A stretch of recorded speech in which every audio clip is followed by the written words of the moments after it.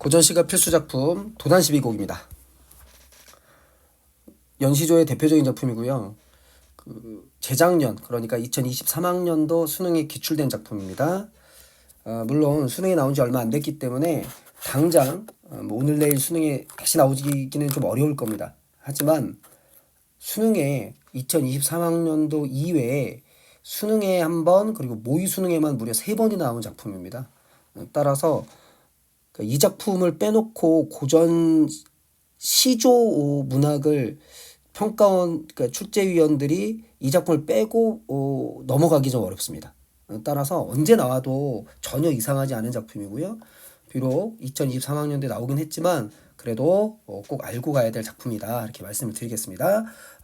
뿐만 아니라 어차피 고전시가 기출 작품, 기출 문제집을 아마 푸실 텐데 도담식을 만나게 될 거예요. 그래서 지금 공부해 두시면 기출문제 풀 때 도움이 될 테니까요. 그런 차원에서라도 반드시 잘 정리하시기 바랍니다. 자, 먼저 들어가기 전에 이 작품의 전체 구성이 총 12곡으로 되어 있습니다. 12수로 되어 있는데요. 그래서 딱 중간을 잘라서 1부터 6 그리고 7부터 12 이렇게 해서 작품은 전체적으로 그 두 부분으로 구성되어 있다고 보시면 됩니다. 그래서 1부터 6까지 여기를 보통 우리가, 그러니까 이 작품이, 그러니까 주제 의식이 두 가지가 들어가 있다는 건데 1부터 6을 보통 우리가 언지라고 하죠. 아마 들어봤을 겁니다. 보통 자연에서의 삶, 자연에서의 삶, 그리고 이제 거기서의 어떤 자신의 그 삶의 의미, 의지, 이런 것들을 드러냅니다. 그래서 보통 언지라고 하고요. 그리고 7부터 12 마지막이죠. 여기까지를 언학이라고 합니다. 학은 당연히 이제 학문일 테고, 따라서 7부터 12까지는 주로 학문에 대한 태도, 학문 수양, 뭐 이런 얘기들을 한다, 이렇게 생각하시면 되고요. 수양. 오늘 제가 모든 걸 다 설명하기는 좀 어려워요. 이 영상에서 이 작품을 다 설명하려면 이 작품만 갖고도 한 2시간 해야 될 것 같아요. 그래서 이제 일단 오늘은 의미 중심으로 좀 설명을 드릴 텐데 요 얘기 하나하나 할게요. 그 이황이 아시겠지만 아주 그 조선시대의 최고의 성리학자 아닙니까? 따라서 그 성리학자적인 태도가 이 작품에 잘 들어가 있어요. 그런데 혹시 아실지 모르겠는데 성리학에서는 말이죠, 두 가지를 추구합니다. 하나는 개인 수양. 그러니까 수양이라고 하는 걸 되게 중요하게 생각하는데, 하나는 이제 개인의 내면을 수양하는 것이고요. 또 하나는 방금 이제 언학에서 말하는 것처럼 주로 학문 수양을 제시합니다. 그래서 성리학은 이 두 가지의 수양이라고 하는 수단을 통해서 뭐가 되려고 하는 걸 목표로 삼냐면 성인의 경지에 이르는 걸 목표로 삼아요. 그래서 이제 이 성인이 이제 흔히 말하는 이상적인 삶이거든요. 이걸 뭐 천인합일의 경지 이렇게 얘기도 하기도 하는데, 뭐 그건 이제 나중에 한번 얘기하기로 하고요. 이 두 가지가 다 반영돼 있어요. 그러니까 이게 개인 수양이 이렇게 언지와 연결돼 있다라고 보시면 되겠고, 그 다음에 언학은 학문 수양과 연결돼 있다, 이렇게 보시면 돼요. 그래서 어떻게 보면 성리학에서 말하는 그 경지, 성리학의 뭐 지향하는 바, 이런 것들이 작품에 잘 녹아있는 작품이다, 이렇게 생각하시면 되겠고, 저는요 이건 그냥 제가 약간 농담 비슷하게 섞어서 학생들한테 말씀을 드리는 건데, 이 이황이 이 도산12곡을 지을 때 관직에서 물러납니다. 너무 혼란스러운 정치, 아니면 더티한 정치 사회 현실 때문에 더 이상 관직을 해야겠다는 생각을 하지 않고 세상과 등지고 후학을 양성하게 내려갑니다. 후학을 양성한다는 목적은 뭐냐면 지금 조정에 너무 그 난시적자들이 많기 때문에 후학을 양성해서 그 양성한 후학들이 조선 정치를 이끌었으면 좋겠다는 바람으로 이제 고향에 내려가서 도산서원을 짓고 거기서 도산12곡이라는 작품을 쓰게 되는 겁니다. 그래서 제가 농담처럼 뭐라고 하냐면, 이 작품은 기숙학원을 만든 기숙학원 원장이 학생을 모집하기 위해서 쓴 작품이다. 그래서 학생들아, 여기가 얼마나 현실과 멀어져서 학문 수양하기가 좋은 데인지 아니 이곳에 와서 이렇게 좋은 자연에 와서 열심히 공부해보자 이런 내용이다라고 제가 그냥 농담 비슷하게 얘기를 하는데요. 딱 그렇게 생각하시면 돼요. 그래서 앞부분 그러니까 1부터 6까지 이제 이런 게 들어가는 거예요. 그래서 이제 이 얘기가 나오는 겁니다. 자연에서의 삶의 태도. 거기에서 아름다운 자연, 깨끗한 자연을 보고 사람들은 무슨 생각하겠어요? 당연히 이거 할 수밖에 없어요. 뭐 여러분들 잘 생각해 보세요. 아름다운 자연을 보고 덜이한 생각을 할 수가 없어요. 아름다운 자연을 보고 여기를 다 개발해서 여기다가 아파트 지어서 분양 사업해야겠다 이런 생각하는 사람은 거의 없다고요. 그런 생각하는 사람이 또 문학에 나오진 않겠죠. 그러니까 깨끗하고 아름다운 자연을 보면 거기에서 나도 깨끗하게 살고 싶어하는 삶의 태도가 들어갈 수밖에 없죠. 그게 개인 수양으로 연결되는 거고, 그래서 개인 수양을 하고 거기다가 학문 수양까지 해서 결국은 성리학에서 말하는 그 성인, 천인아빌의 경지에 해당하는 성인이 돼서 나중에 다시 현실로 진출해야겠다라고 하는 그런 이면의 주제가 깔려있는 작품입니다. 자, 약간 배경 설명을 드렸고요. 바로 들어가도록 하겠습니다. 1곡입니다. 이런들 어떠하며 저런들 어떠하려. 네, 뭐 서리법 충분히 알겠고요. 멸을 중심으로 앞뒤 문장 구조가 어때요? 똑같죠. 그래서 대구법이라고 하는 겁니다. 이런들 어떠하며 저런들 어떠하려. 자, 이렇게 살면 어떻고 저렇게 살면 어떻겠느냐라는 의미입니다. 자, 이렇게 살면 어떻고 저렇게 살면 어떻겠느냐라는 얘기는 자연에서 어떻게 산들 뭐가 문제가 있겠느냐는 거예요. 그다음 초야 우생이 이렇게 산들 어떠하려. 역시 서리법이 반복됐죠. 네, 반복됐던 거 한번 체크 한번 해보고요. 그럼 초야 우생이라고 하는 단어가 바로 의미하는 바가 이제 그런 의미가 되는 겁니다. 초야 자연이죠. 우생 어리석은 삶입니다. 초야 자연에서 사는 어리석은 삶이 이렇다 한들 어떠하겠느냐. 그러면 이렇게 사는 게 바로 이렇게 사는 게 이제 여기까지가 이런 삶을 그대로 받는 거예요. 그럼 이렇게 사는 게 누굽니까? 화자 자신이죠. 그러면 초야 우생이 누가 되는 거예요? 바로 화자 자신을 나타내 준 겁니다. 됐죠? 그런데 화자는 자기 자신을 뭐라고 얘기하느냐? 예, 이렇게 얘기하는 거예요. 자, 잘 생각해 보세요. 자기를 시골, 즉 자연에서 사는 어리석은 사람이라고 표현하는데 이때 어리석다는 게 진짜 어리석다는 의미일까요? 우리 이런 거 있어요.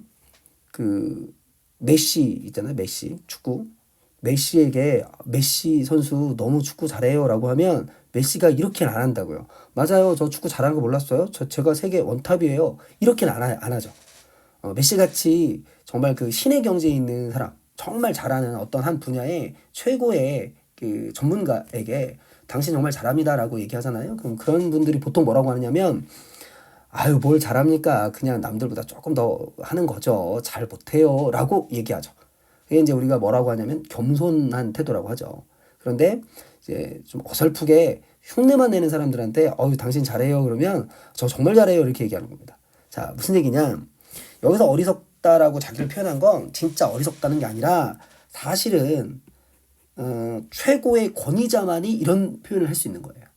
자기가 정말 대단한 학문의 소유자, 아주 그 바람직한 삶을 살고 있는 사람이기 때문에 스스로를 어리석다고 말해도 전혀 문제가 없는 겁니다. 사실은 이게 자신의 삶에 대한 일종의 자부심을 드러내는 거다. 프라이드를 드러내는 거다라고 생각하시면 돼요. 됐죠? 자, 자기의 삶에 대한 자부심이고요. 자부심이 있기 때문에 이렇게 산들 어떠겠느냐라고 표현할 수 있는 겁니다. 됐죠? 서리법을 통해서 삶에 대한 자부심. 그리고 이제 이런 자부심은 사실 어디서 나오는 거냐면 이런 데에서 나오는 거죠. 만족감. 됐죠? 하물며 천석고왕을 고쳐 무엇하겠느냐? 예, 천석고왕이 바로 자신이 자연에서 사는 삶의 모습을 드러내는 단어입니다. 아마 이거 관동별곡에서 관동별곡 공부하신 분들은 천석고왕이라는 단어를 아마 알 텐데요. 예, 자연을 사랑하는 마음이 고질병이 됐다는 거예요. 그래서 자연에 대한 애정, 자연 친화적 삶의 태도를 드러내는 것이고, 자, 그것을 고쳐 무엇하겠느냐? 그러니까 뭐 하지 않겠다? 예, 고치지 않겠다는 겁니다. 그러니까 왜 고쳐? 너무 좋은데? 이런 의미인 겁니다. 그래서 자연에서 사는 삶에 대한 만족감 이렇게 생각하시면 돼요. 처음에 서두에 말씀드렸잖아요. 이게 이제 언지에서 자연에 대한 삶의 태도를 드러내준다고 그랬죠. 일수에서 바로 그 자연에 대한 삶의 태도를 드러내준다. 이렇게 보시면 됩니다. 자, 이 곡 들어갑니다. 연하로 집을 삼고 풍월로 벗을 삼아. 예, 고를 중심으로 앞뒤 문장 구조가 똑같습니다. 역시 대구법. 이건 뭐 이제 다른 고전 작품에도 많이 나오는 단어죠. 연하, 안개와 노을, 풍월은 바람과 달입니다. 예, 묶으면 이게 진짜 뭐 개별적인 안개와 노을, 바람과 달이라는 의미라기보다는 일종의 대유법이죠. 자연을 의미하는 겁니다. 그러면 자연으로 짐을 삼고 자연으로 벗을 삼아 라는 의미가 되는 겁니다. 그래서 자연친화죠. 자연과 완전히 동화된 삶이에요. 그러니까 자연 자체가 집이 되고 자연 자체가 친구가 된다는 얘기입니다. 태평성대 병으로 늙어가되. 태평성대는 자기 자신의 삶을 태평성대라고 얘기하는 거예요. 그러니까 이러한 삶이죠. 됐죠? 네, 자신의 상황. 자연 친화 혹은 자연 합일, 자연 동호의 삶을 태평성대라고 인식하는 것이고, 이런 태평성대에 병으로 늙어가되. 병들어 늙어간다는 얘기는 진짜 병든다는 의미라기보다는 우선은 나이를 먹는다고 보시는 게 좋겠고요. 예. 이렇게. 예. 그리고 앞에서 우리 1곡으로 잠깐 올라가 볼게요. 1곡에 요거 기억하시죠? 요거 촌석고왕이 뭐였습니까? 자연을 사랑하는 마음이 병이 된다는 의미였잖아요. 그러니까 이때 병은 이렇게도 볼 수가 있습니다. 됐죠? 그러니까 자연 합일의 삶을 태평성대로 인식하고 있기 때문에 거기에서 자연을 계속 사랑하는 마음을 갖고 늙어가되 이렇게 해석하는 겁니다. 그래서 두 가지에서 나이를 저절로 먹어가는 삶, 자연을 사랑하는 마음이 병이 되는 삶, 두 가지로 해석한다. 이렇게 놓고요. 이 중은 그 초장 중장의 삶의 가운데라는 의미입니다. 바라는 일은 허물이나 없고죠. 허물이나 없었으면 좋겠다. 예, 요거 한번 보고 가겠습니다. 요색으로 한번 해볼게요. 네, 여기 이제 허물이 없었으면 좋겠다는 의미는 그러니까 이런 삶에서 허물이 없는 것 외에 다른 것은 바라지 않겠다 이런 의미죠. 따라서 뭐가 없는 삶이냐? 바로 욕심 없는 삶입니다. 자, 일단 이제 욕심, 다시 말하면 사리사욕이 없는 거예요. 예. 그런데 이거 말고 이제 하나 더 들어가는 게 있습니다. 자, 그래서 이제 아까 말씀드렸던 요 언지를 보는 거예요. 뭐라고 그랬습니까? 언지라고 하는 게 자연의 삶인데 단순히 자연의 삶을 말하는 게 아니고 개인의 수양을 의미한다 말씀드렸잖아요. 그러면 개인의 수양이라고 하는 게 이게 무슨 뭐 체력을 닦고 무슨 뭐 몸짱이 되고 이런 게 아니잖아요. 자신의 마음을 다스리는 거 아닙니까? 그러니까 허물이다 없고저라고 하는 게 이게 뭐예요? 이게 바로 개인을 수양하는 겁니다. 따라서 이게 바로 내면 수양이다. 예, 바람직한 몸가짐을 갖기를 원하는 태도를 드러내준다. 이렇게 이해하시면 되겠습니다. 자, 그 다음 3곡으로 넘어가죠. 3곡 순풍이 죽었다. 예, 요거 들어가기 전에요. 요 부분 좀 말씀을 드릴게요. 요 지점이 예, 약간 그 언지하고는 약간 흐름이 안 맞아요. 그러니까 뭐 잘못 들어갔다는 게 아니고 이제 학문에 대한 태도가 드러나는데 그 학문에 대한 태도도 사실 이제 그러니까 자신의 일종의 그 내면을 수양하는 것과 연결될 수 있다는 맥락으로 보시면 됩니다. 네. 순풍이 죽었다고 하니 진실로 거짓말이고 끊어볼게요. 네. 순풍이 죽었다고 하니 정말로 거짓말이고 라고 하는 거예요. 그러면 지금 여기서부터 여기까지 요 순풍이 죽었다고 하는 표현 있잖아요. 예, 요게 인용입니다. 그러니까 누군가가 순풍에 죽었다고 한 거예요. 그게 뭐다? 거짓말이다. 레알 거짓말이다 이런 얘기고요. 그러니까 순풍에 죽었다고 하는 말에 대해서 뭐 하는 겁니까? 비판하는 거네요. 예, 화자가 비판하는 겁니다. 그 다음 인성이 어질다고 하니 정말로 진실로 옳은 말이구나 라는 의미인데요. 그러면 인성이 어질다고 하는 말도 이것도 인용입니다. 근데 그건 뭐 하다고요? 옳은 말이라고 그랬죠. 그러니까 뭐 하는 겁니까? 긍정하는 거죠. 자, 위에 순풍이 죽었다고 하는 말을 비판하면서 인성이 어질다고 하는 주변의 말을 긍정한다 라고 하는 거고요. 여기에서 이황, 그러니까 화자의 학문적 태도가 드러난다 라고 일반적으로 얘기합니다. 이게 이제 일반적인 해석이에요. 그러나 뭐 보기가 주어지거나 하면 다른 의미로 해석할 여지가 있는 부분이기도 합니다. 이제 일반적으로는 이렇게 이해하니 그 해석을 하니까요. 우리가 일단 오늘은 일반적인 해석을 그대로 따라가기로 하겠습니다. 학문적 태도인데요. 우리가 처음에 이 이황이 성략자라고 했잖아요. 그래서 성략자의 태도가 그대로 들어가는 겁니다. 그러면 순풍이 죽었다고 말하는 게 누구의 태도냐? 이게 바로 그 성악설을 주장하는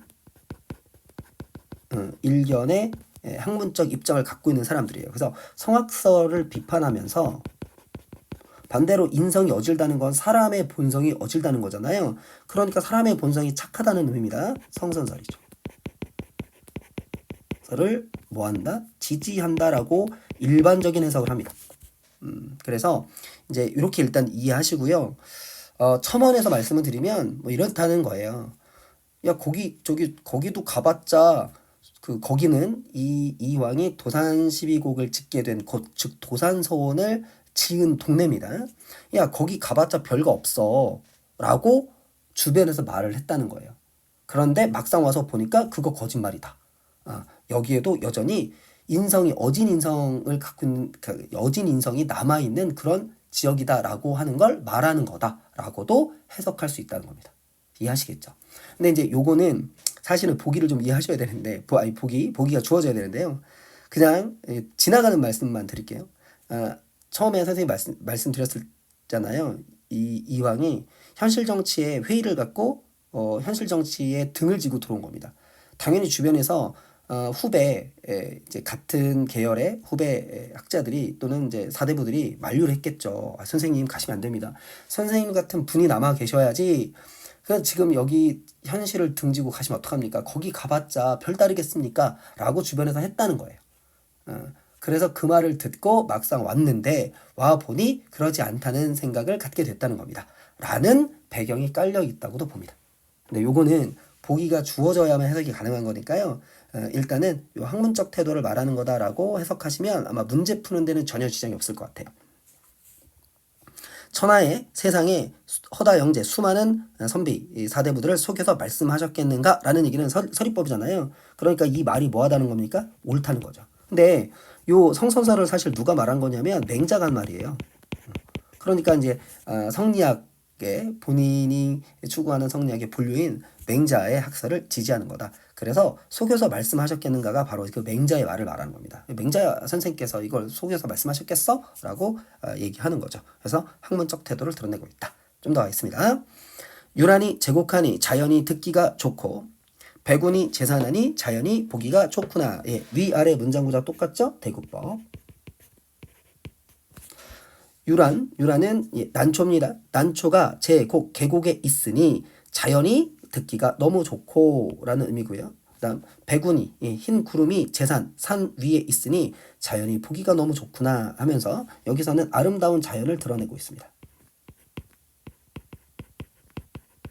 자연. 그래서 이 중에 이렇게 아름다운 자연 가운데에서 피미일인을 더욱 잊지 못하겠구나. 그래서 피미일인 다음에 잊지 못한다와 연결해서 일반적인 해석을 이렇게 하는 겁니다. 사대부가 잊지 못하는 사람이 누굴까? 그러면 일반적으로는 임금으로 보는 게 맞겠죠. 그래서 이제 임금이라고 보는데 여기도 마찬가지입니다. 임금으로만 해석하는 게 아니고요. 다른 해석도 가능해요. 이것도 일단 말씀 알려만 드릴 테니까 이제 알고 있다가 나중에 보기가 나오면 그렇게 해석하시면 돼요. 일반적인 해석은 임금이고요.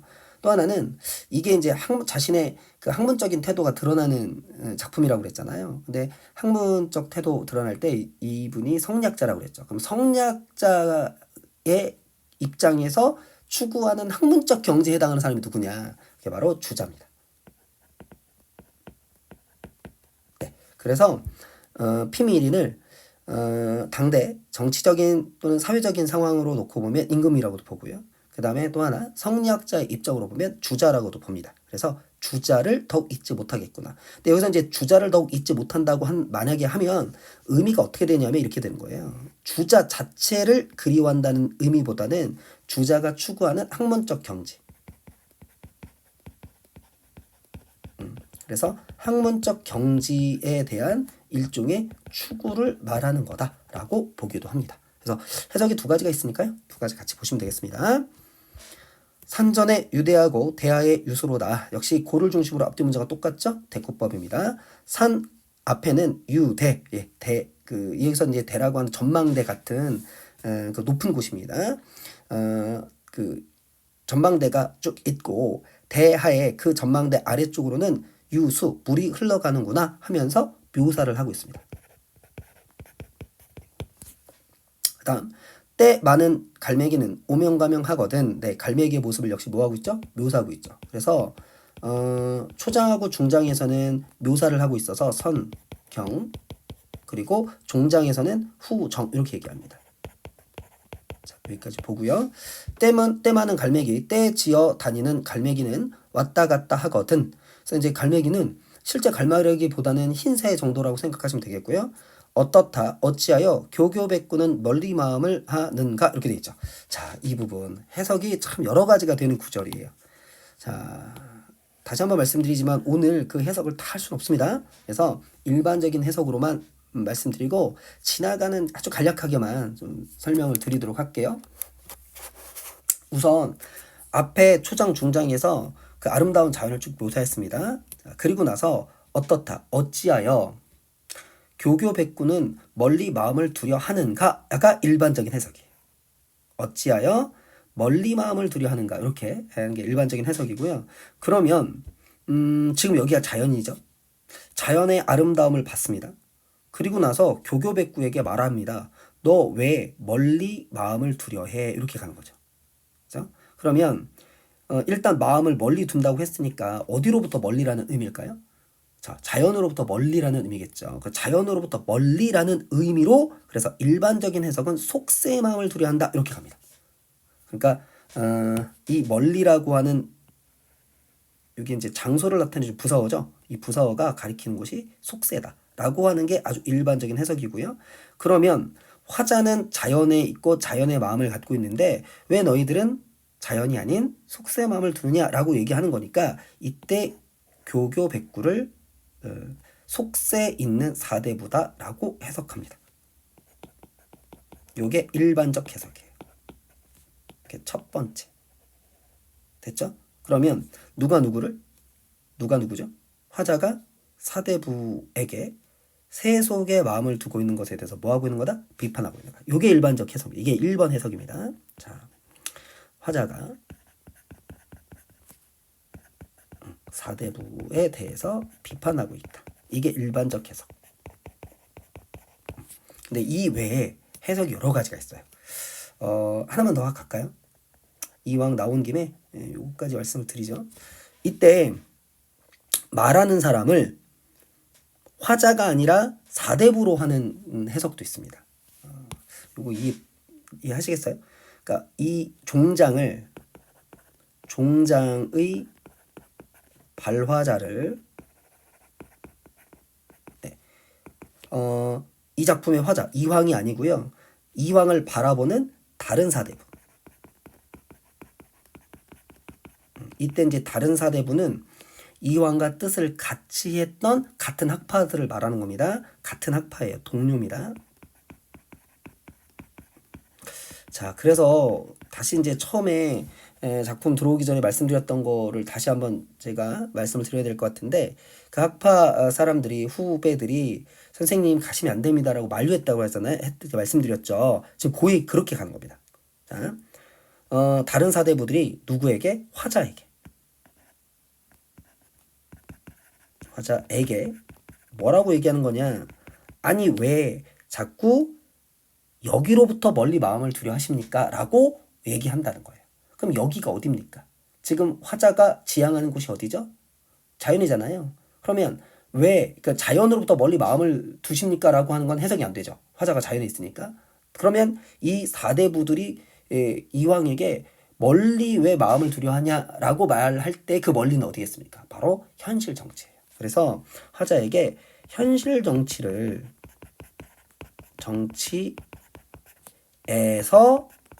이렇게 해석하는 겁니다. 되죠? 화자에게 현실 정치에서 왜 멀리 마음을 두려 하십니까? 라고 해서 화자를 뭐 하는 거다? 만류하는 거다. 현실 정치를 등지려 하는 화자를 만류하기 위한 표현이다 라고도 합니다. 왜냐하면 우리가 그 흰 망아지라고 하는 단어 있잖아요. 요 단어가 원래 해석이 어떻게 되냐면 이게요, 현자예요, 현자. 현명한 사람이라는 의미입니다. 그러니까 그냥 사대보로는 사실 해석이 좀 안 되는 거죠. 현자고, 그럼 문맥상 여기서 현자는 누굴까? 당연히 화자라고 보는 게 맞다고 보는 거죠. 그래서 두 번째 해석, 이렇게 가능하다는 겁니다. 요거 말고도 해석이 두 가지가 더 있는데요. 뭐 지금 다 그걸 할 수는 없고, 요 두 가지 정도만 알고 계시면 일단 시중에 나오는 웬만한 문제는 다 풀 수 있을 겁니다. 그렇게 좀 정리해 두시고요. 학교에서는 아마 1번으로 해석을 할 거예요. 네, 참고로 말씀드리겠습니다. 자, 됐죠? 다음 6곡 가겠습니다. 춘풍의 봄, 계절, 감각어입니다. 화만산하고 화만산, 산에 꽃이 가득하고 추야, 가을이죠? 월만대라, 역시 전망대에 달이 가득하구나라는 겁니다. 역시 이거 계절에 따른 풍경을 드러내고 있습니다. 풍경 묘사. 그리고 계절 감각어 쓰였다는 거 확인해 두시고요. 사시가응이 사람과 한 가지라 사계절의 형취가 사람과 한 가지로구나. 하물며 연비 어약 운영청광이야 어느 끝이 있으리 서리법이죠. 네. 사시가응은 사계절의 흑춤이나 아름다운 흥치가 사람과 한 가지로구나. 사람과 마찬가지로 다양하구나라는 의미고요. 그러니까 이 얘기는 무슨 얘기냐면 사람이나 자연이나 똑같구나라는 거예요. 그래서 이렇게 얘기합니다. 그래서 이걸 약간 어려운 말로 뭐라고 하냐면 천일 합일의 경지라고 합니다. 근데 사실 이 처일인 합일의 경지가 자, 역시 맨 위로 올라가시면 이 지점과 다 있는 거예요. 그래서 사실 이 작품에 그 성리학적 원리가 잘 들어가 있는데요. 그걸 지금 다 설명할 수가 없어서 일단 그런 게 있다 정도만 아시면 될 것 같고, 하물며 연비어약은 그 연비는 날아다니는 새고요. 어약은 뛰어오르는 물고기입니다. 그러니까 새와 물고기죠. 새와 물고기. 그리고 운영청광은 구름 그림자와 하늘 빛입니다. 그러니까 태양입니다. 그러니까 지금 육지에 있는 자연물 그리고 하늘에 있는 이 구름과 빛이야 어느 끝이 있으리 그랬잖아요. 여기서부터 여기까지 그냥 자연의 아름다움이라고 생각하시면 됩니다. 자연의 아름다움은 뭐가 없다? 끝이 없다. 됐죠? 예. 여기까지가 언지에 해당하는 부분이었고요. 이제 언학에 해당하는 부분으로 가겠습니다. 천운대 돌아들어 완락제가 소세한데 천운대와 완락제는 지명 이름이라고 생각하시면 돼요. 그래서 천운대를 돌아서 완락제가 깨끗한데 만권생애로 낙사가 무궁하구나. 만권생애로 낙사가 무궁하다는 건 만권생애는 여러분들과는 반대되는 삶이잖아요. 감히 꿈꿀 수 없는 삶. 만권, 수많은 책으로 한평생을 보내는 겁니다. 낙사, 즐거움이죠. 책만 봐도 우리가 진절머리가 나는데 이 화자는 책으로 평생을 사는 게 너무 즐겁다는 얘기를 하고 있어요. 무궁하구나, 끝이 없구나. 이 가운데, 책을 보는 가운데에서 왕래풍류를 말하여 무엇하겠느냐. 자, 일단 이거는 학문하는 즐거움이죠. 그렇죠? 그래서 이제 앞에서도 말씀드렸지만 지금 그 학문하는 거 얘기하는 거고요. 그리고 나서 밑에는 왕래풍류할 때 이 왕래풍류가 뭐냐면 산책하는 즐거움이에요. 그러니까 보세요. 공부하는 것도 너무 즐거운데 더구나 여기에서 산책까지 하니까 뭐하다? 더 좋다. 그렇죠? 사립법. 진짜 기숙학원 같죠. 그 기숙학원 광고 같은 거 보면요. 이거잖아 막 천혜의 자연, 세속과 단절된 삶. 그래서 공부에만 전념할 수 있는 뭐 이런 거 막 나오잖아요. 막 그런 거라고 생각하시면 됩니다. 예. 아무래도 아름다운 그 배경 속에서 공부를 하면 공부도 더 잘 되겠죠. 그런 의미라고 생각하시면 됩니다. 예, 됐죠? 예, 다음 곡으로 넘어가겠습니다. 8곡. 뇌정이 파산하여도 농자는 못 듣나니. 뇌정은 이제 벼락소리입니다. 벼락 소리가 산을 깨더라도, 그러니까 매우 큰 소리잖아요. 농자는 못 듣느니, 농자라고 하는 건 이제 귀 먹는 사람입니다. 당연히 이제 비유적 표현일 겁니다. 백일이 중천하에도 흰 해, 그러니까 이제 밝은 해죠. 밝은 해가 하늘 가운데 있어도 고자는 못 보나니, 예, 고자는 시각 장애인을 말하는 겁니다. 예, 두 개 묶어 보시면 대구법이죠. 비유적인 표현입니다. 이게 진짜 귀 먹은 사람 그리고 앞 못 보는 사람을 얘기하는 건 아니잖아요. 앞에서 다시 한번 그 주제 전체 의식을 얘기하면 이게 지금 육복부터 끝까지가 그 언학하는 부분이잖아요. 학문, 또 학문적 가치, 학문에 대한 깨달음, 뭐 이런 걸 말하는 겁니다. 그러면 지금 이 지점도 그렇게 해석하시면 돼요. 그래서 농자하고 고자는 그럼 뭐냐? 그러니까 우리가 흔히 난 넣고 기억자도 모르는 사람 있죠. 그러니까 뻔히 주변에 이렇게 명확하게 학문적 깨달음이 있음에도 불구하고 라는 의미입니다. 그러니까 됐죠? 그래서 이제 앞부분은 깨달음을 의미하겠고요. 또는 학문적 진리예요. 그리고 농자와 고자는 그 학문적 진리와 깨달음이 옆에 있지만 그것을 이해하지 못한 사람들. 다시 말하면 어리석은 사람들입니다.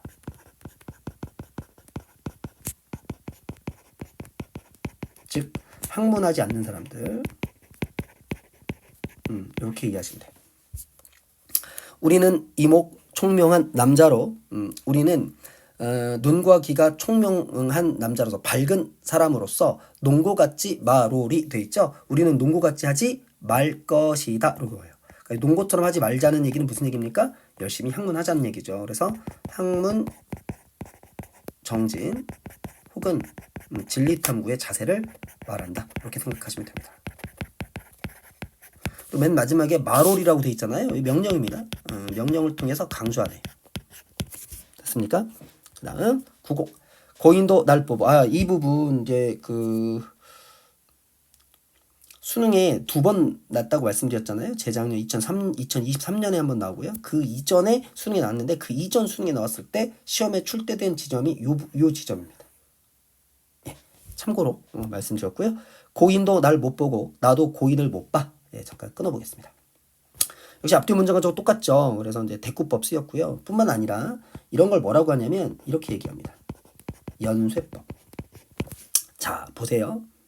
지금 여기서 고인은 예, 옛날 사람이라는 의미인데요. 원래 직역하면 옛날 사람인데 여기서는 그냥 단순히 옛날 사람이 아니라 옛 성인들을 말하는 겁니다. 성인도 날 못 보고 나도 성인을 못 봐죠. 자,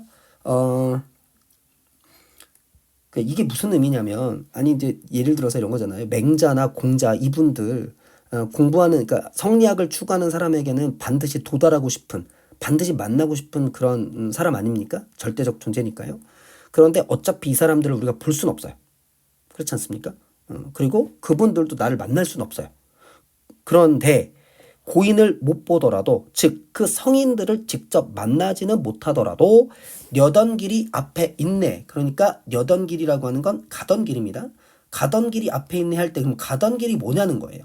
자, 비록 그 성인들을 직접 만나지는 못하더라도 내가 가던 길이 앞에 있으니 라는 의미입니다. 그럼 가던 길 바로 학문의 길이죠. 다음 녀던 길 앞에 있거든 아니려고 어떨꼬 가던 길 내 학문의 길이 앞에 있으니 아니 가면 어찌하겠는가. 그러니까 무조건 뭐 하겠다는 얘기입니까? 가겠다는 거죠. 비록 그 성인들을 만나지 못하더라도 나는 내 길을 끝까지 가겠다. 예, 그래서 학문에 대한 정진이에요.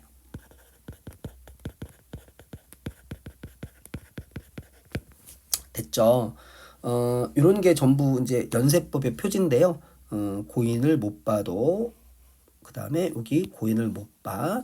그 다음에 녀던 길 앞에 있네. 또 다시 녀던 길 앞에 있거든. 이게죠. 이런 게 연세법입니다. 그래서 연세법 이런 거 있잖아요. A는 B이고 다시 B는 C이고 다음에 C는 D이고와 같이 마치 말꼬리 잡는 것처럼 끝말 잇기처럼 쭉 연결해서 설명하는 방법 이런 걸 연세법이라고 합니다. 연세법 쓰였고 자연스럽게 반복법도 쓰이겠네요. 다음 당시는 과거입니다. 그래서 과거 해상입니다. 녀던 길 몇 해를 버려두고 가던 길. 자, 당시에 가던 길은 바로 학문 정진의 길이죠. 학문의 길을 몇 해를 버려두고 어디가 다니다가 할 때 이 어디는 자, 예, 이분이 당대 최고의 학자였는데 이분이 이제 어디에 진출하냐면 정계로 진출하는 겁니다. 따라서 이 어디는 벼슬길을 의미하는 거예요. 자, 벼슬길을 다니다가 이제와 돌아왔단 말인가 이렇게 돼 있죠. 그 얘기는 무슨 얘기냐? 내가 가던 길 두고 다른 데를 갔었구나라고 하는 뭡니까? 후회, 반성. 그래서 자신의 삶을 성찰한 겁니다. 이제 돌아왔으니 년대 어디겠습니까? 예, 벼슬길이죠. 벼슬에는 마로리 마음을 두지 않겠다 다짐. 네, 뭐 충분히 이해할 수 있는 구절입니다. 11고 청사는 어찌하여 만고에 푸르르며 유수는 어찌하여 주야에 그치지 아니하는가? 예, 두 개 묻겠습니다. 이 정도는 충분히 되죠. 대구법. 그 다음 청사는 푸른 산인데 푸른 산은 어찌하여 만고에 푸르르며 만고라고 하는 건 이게 이제 만년의 시간입니다. 그래서 이제 뭐 수치적으로야 만년의 시간은 한계가 있는 거긴 하지만 문학적으로 만년은 끝이 없는 시간을 의미합니다. 그래서 영원이에요. 그러니까 지금 청사는 영원 동안 뭐를 유지한다고요? 푸르름을 유지한다는 겁니다. 색채 감각을 쓰였죠? 색채의 어를 통해서 푸른 산, 대상의 속성을 강조합니다. 그 다음 유수, 흘러가는 물인데요. 흘러가는 물은 어찌하여 주야 밤낮으로 그치지 아니하는가. 마찬가지네요. 밤낮으로 그치지 아니하는 것도 뭐하다는 얘기입니까? 영원하다는 거죠. 그치지 않는다는 대상이 갖고 있는 특성을 통해서 역시 속성을 강조합니다. 그러면 둘 다 뭡니까? 변함없는 자세를 갖고 있는 존재들. 됐죠? 이런 속성을 하나 끄집어낼 수 있고요. 우리도 그치지 마라. 우리도 그치지 말자. 만고상청하리라. 그러면 우리도 어떻게 하자는 얘기입니까? 예, 변하지 말자는 얘기죠. 그래서 이때 자연물은 그냥 자연물이 아니고 화자에게 뭐를 주는 자연물입니까? 예, 교훈을 주는 자연물이네요. 됐죠? 우리도 자연물처럼 변함없이 예, 공부하자. 뭐 이런 얘기입니다. 자, 마지막 12곡 가겠습니다. 우부도 알며 하거니 그 안이 쉬운가? 예, 우부는 어리석은 사람입니다. 어리석은 사람도 알며 하니 그 안이 쉬운가? 뭐가? 예, 학문이요. 그래서 학문을 말하는 것이고요. 성인도 못다 하시니 그 안이 어려운가? 예, 이 성인들도 사실 공부, 학문이라고 하는 게 끝이 없다는 거예요. 여러분 잘 생각해 보세요. 우리 같은 사람도 다 공부하잖아요. 그러니까 공부는 누구나 하는 겁니다. 그러니까 우부들도 할 수 있는 거니 쉽다고 하는 거죠. 그러나 공부들 하시면 하면서 계속 쉬워져요, 어려워져요? 하면 할수록 어려워지죠. 공부할 것도 많아지고 그런 거예요. 그러니까 성인들도 다 끝을 못 내니 그 안이 어려운가? 이런 얘기입니다. 쉽거나 어렵거나 하는 중, 예, 이 쉽거나 어렵거나 하는 중이 그럼 뭐예요? 학문을 시작하고 계속하는 거죠. 그러니까 학문 탐구입니다. 열심히 학문 탐구하는 중에 늙는 줄을 모르는구나. 늙는 줄을 모른다는 건 뭐 가는지도 모르겠다는 겁니까? 시간 가는 것도 모르겠다는 거죠.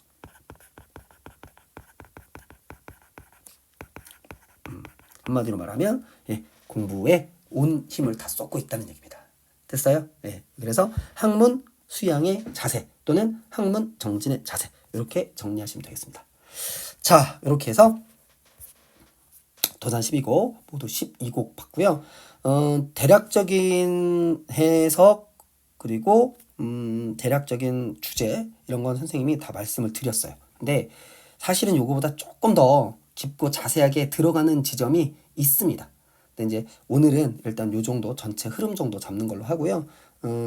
다음에 좀 더 깊게 공부해야 되는 시간이 오면 그때 조금 오늘 하지 못한 추가 설명은 그때 다시 한번 하도록 하겠습니다. 예, 오늘 도산 12곡이었습니다. 잘 정리하시기 바랍니다.